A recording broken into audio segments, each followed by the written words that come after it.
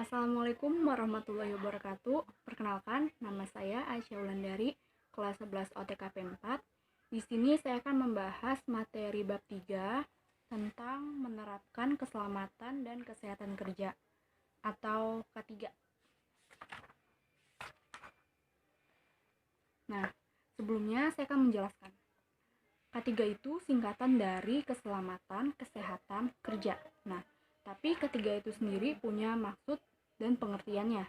Nah, keselamatan dan kesehatan kerja atau yang disingkat dengan K3 adalah suatu upaya untuk meminimalkan terjadinya resiko kecelakaan dan penyakit akibat kerja atau pada proses berlangsungnya sebuah pekerjaan. K3 ini dapat terlihat sebagai instrumen yang berusaha untuk melindungi pekerja, perusahaan, lingkungan hidup, dan masyarakat sekitar dari bahaya aktivitas kerja yang dapat menyebabkan kecelakaan.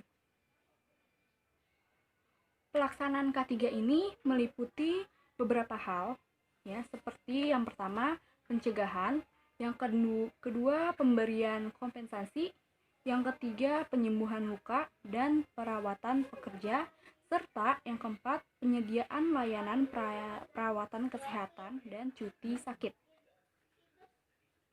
Jadi dapat disimpulkan kalau K3 itu adalah suatu upaya untuk mengembangkan kerjasama, saling pengertian, dan partisipasi para pengusaha dalam melaksanakan kewajiban bersama di bidang keselamatan, kesehatan, dan keamanan dalam rangka melancarkan usaha produksi.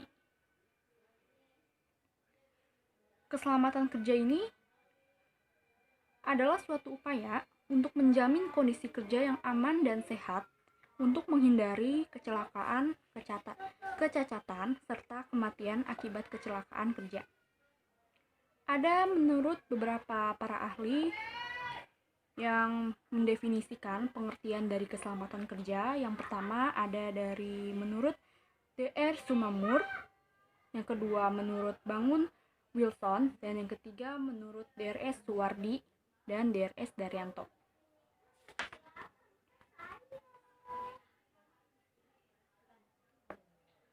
Keselamatan kerja ini juga ada faktor yang mendukungnya loh. Nah, apa aja sih? Yang pertama, pengaturan jam kerja dengan memperhatikan kondisi kesehatan pekerja. Yang kedua ada pengaturan jam istirahat yang sesuai untuk menjaga kesehatan dan kestabilan pekerja. Yang ketiga, ada pengaturan penggunaan peralatan kantor yang menjamin kesehatan pekerja. Nah, tujuannya juga ada dari keselamatan kerja. Apa sih tujuannya? Nih, tujuannya. 1. Melindungi keselamatan pekerja dalam melakukan pekerjaan demi kesejahteraan hidup dan meningkatkan produktivitas nasional. Yang kedua, menjamin keselamatan setiap orang yang berada di tempat kerja. Ketiga, memelihara sumber produksi yang digunakan agar tetap aman dan efisien.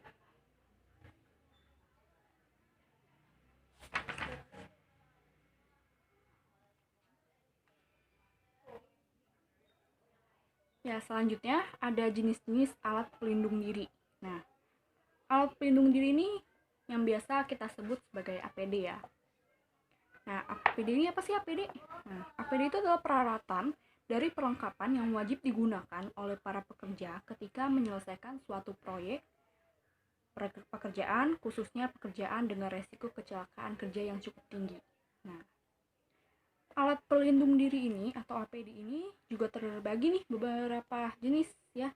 Ada 3 jenisnya. Yang pertama alat pelindung kepala, yang kedua ada alat pelindung tubuh, dan yang ketiga ada alat pelindung anggota tubuh. Masing-masing juga terbagi lagi nih. Yang pertama kita jelaskan alat pelindung kepala ya. Alat pelindung kepala ini tujuannya yang sudah pasti untuk melindungi kepala dan dari berbagai resiko kecelakaan kerja. Nah, terbagi beberapa jenis. Yang pertama ada safety helmet atau helm perlindung. Berfungsi untuk melindungi kepala dari risiko benturan, terantuk, tertimpa, atau terkena pukulan benda-benda yang dapat melukai kepala.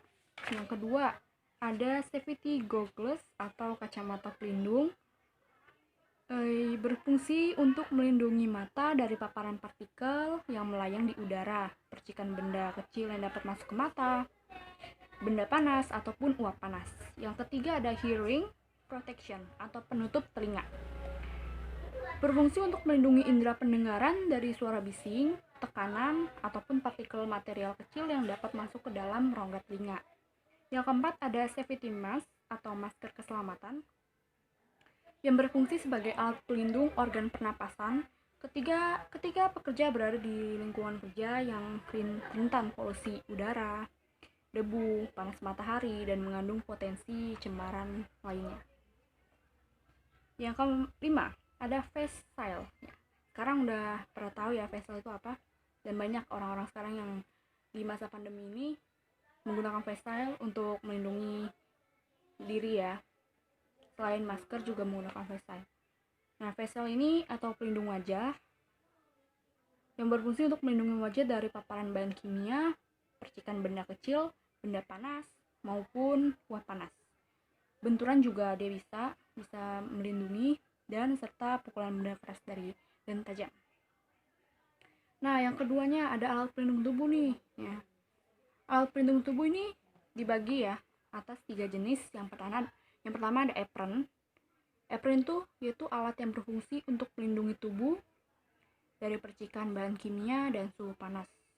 Yang kedua ada safety vest atau rompi keselamatan kerja yang berfungsi untuk mencegah terjadinya kontak atau kecelakaan. Yang ketiga ada safety clothing atau pakaian pelindung tubuh yang berfungsi untuk melindungi anggota tubuh pekerja dari hal-hal yang membahayakan saat bekerja. Yang terakhir ada alat pelindung ke anggota tubuh ya. Alat pelindung anggota tubuh terbagi menjadi 3 jenis.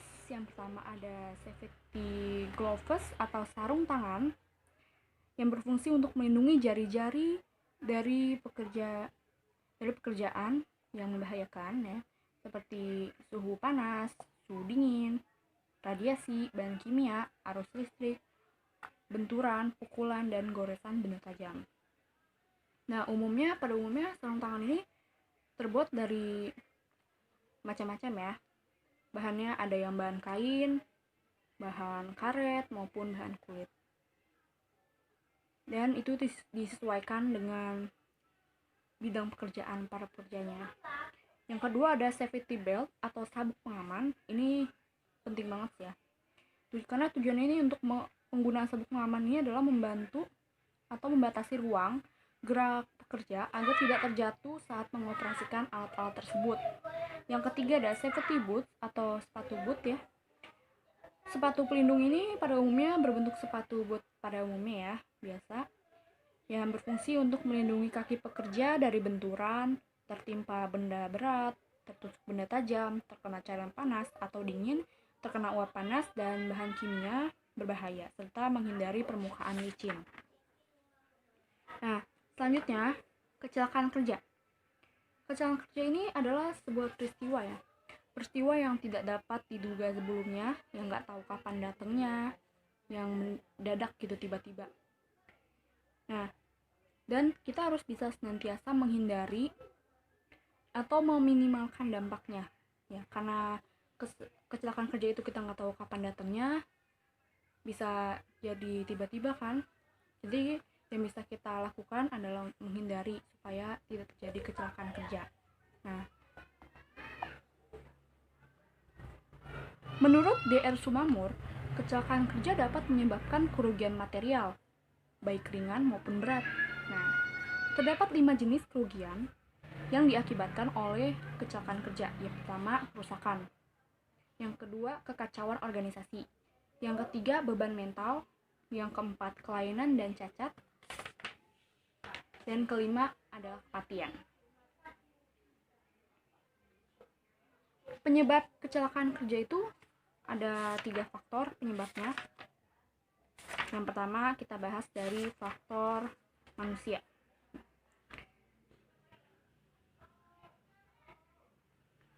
Penyebab kecelakaan kerja dari faktor manusia yang pertama adalah umur para pekerjanya. Yang kedua adalah tingkat pendidikan. latar belakang pendidikan juga banyak mengaruhi tindakan seseorang dalam bekerja. Yang ketiga, ada pekerja kurang fokus.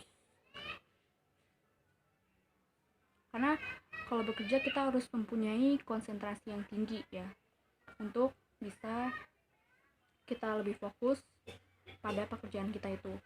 Yang keempat adalah pengalaman kerja. Yang kelima ada koordinasi otot.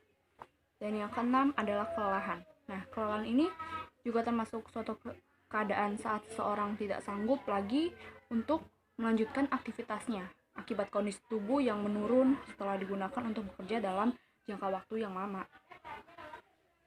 Nah, yang kedua, tadi kan faktor manusia. Yang kedua itu faktor pekerjaan. Nah, faktor pekerjaan ini juga terbagi lagi nih. Yang pertama ada giliran kerja atau shift ya. Shift ini adalah pembagian waktu kerja atau pembagian jam kerja secara bergiliran dalam satu hari 24 jam. Misalnya dari pagi hingga sore, terus sore hingga malam, atau malam hingga pagi lagi gitu. Jadi kayak bergiliran gitu. Yang kedua ada jenis pekerjaan. Contohnya itu resiko kecelakaan kerja yang dimiliki pekerja proyek ya, proyek bangunan jembatan misalnya, jembatan layang, tentu lebih besar dibandingkan resiko kecelakaan kerja yang dimiliki oleh pegawai administrasi di gedung perkantoran ya. Bisa dibayangin kan ya, kerjaannya itu pasti lebih beratan yang di luar, yaitu yang membangun pembangunan jembatan layang daripada pegawai administrasi di perkantoran ya. Itu udah jelas banget sih. Yang ketiga ada faktor lingkungan. Faktor lingkungan ini terbagi menjadi faktor lingkungan, ada faktor lingkungan fisik, kimia, dan biologi. Nah, untuk faktor lingkungan fisik, yang pertama ada pencahayaan ya. Yang kedua ada kebisingan. Dan untuk faktor lingkungan kimia, ini merupakan suatu tempat penyimpanan bahan kimia ya, seperti gudang penyimpanan bahan baku untuk proses produksi dan tempat pengolahan limbah hasil produksi. Yang ketiga ada lingkungan biologi. Bahaya yang ditimbulkan dari lingkungan biologi itu adanya gangguan dari makhluk hidup yang ada di tempat kerja, seperti tumbuhan, serangga, hewan, dan mikroorganisme seperti mikroba dan bakteri. Sekian materi penjelasan mata pelajaran otomatisasi tata kelola sarana dan prasarana bab 3 tentang menerapkan keselamatan dan kesehatan kerja atau K3. Mohon maaf apabila ada kesalahan kata. Saya mohon maaf yang sebesar-besarnya. Wabillahi taufiq wal hidayah. Wassalamualaikum warahmatullahi wabarakatuh.